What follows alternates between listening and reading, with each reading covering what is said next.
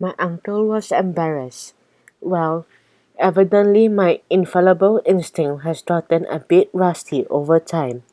I was about to reply that it didn't just seem rusty, it seemed non existent. But then I stopped myself. After all, it wasn't easy to navigate deep inside the earth. We were in a dark and unexplored place, and it seemed likely that besides Arn Satnussemm, no other rodent had ever been there before. So I just said, "Be patient, uncle. We'll find a solution." He perked up instantly. "I know. We can go back to the crossroads and take the other path, the tunnel to the left." I protested. "Turn back? But we've walked for so many hours, and I'm enormously thirsty." Hans agreed in his usual brusque way. "The red lad is right. We have no water. We have no water supply." My uncle sighed. "I'm afraid we have no choice, but we can hope that we'll soon find water down the other tunnel, okay?" Hans and I agreed we had to. We turned to the fork in the road and then took the other tunnel. It was the entrance to a labyrinth. The rock was turquoise and aquamarine colored in the flickering light, and every turn seemed the same as the one before. My muscles ached from exhaustion, and my throat was burning with thirst. Rancid ricotta. I was in bad shape. I was so drained out that I slipped and took a big fall. Ouch! My uncle knelt down next to me. "You are really tired, aren't you? Let's stop and rest. Don't lose spirit, my young mouse. You are doing very well. You are a natural explorer." While my uncle tried every way he knew to instill courage in me, neither of us was paying attention to Hans. The next thing we knew, he had disappeared.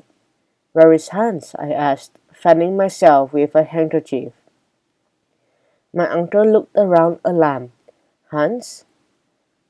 Hans!" squeaked. "Where are you, Hans?" I sighed in resignation. Maybe he couldn't stand us any longer. Poor rat. But I was wrong. A little while later, Hans appeared from around the corner. He squeaked, "Water!" Then he turned and walked away again. We rushed in his direction and soon found ourselves in a cavern the color of the sky, but there was no sign of water. We heard only a faint, far-off roar. I asked, "Where is the water?" Instead of responding, Hans pointed to the wall. Then he pulled a pickaxe out of his pack and started to hit the rock. With each blow, a burst of blue rock splinters spattered around him.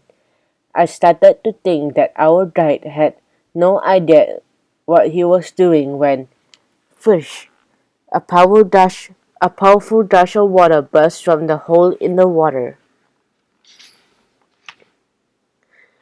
Burst in the hole of the wall. I cheered. "Water! Water! Hooray!"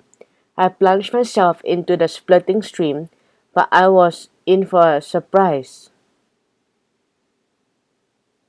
The flowing water was warm, no hot, no boiling. Holy cheese! My uncle quickly put me away. "The water is so hot it's steaming. Be patient, it will soon cool off." He was right. After some time we could finally quench our thirst. I felt good as new.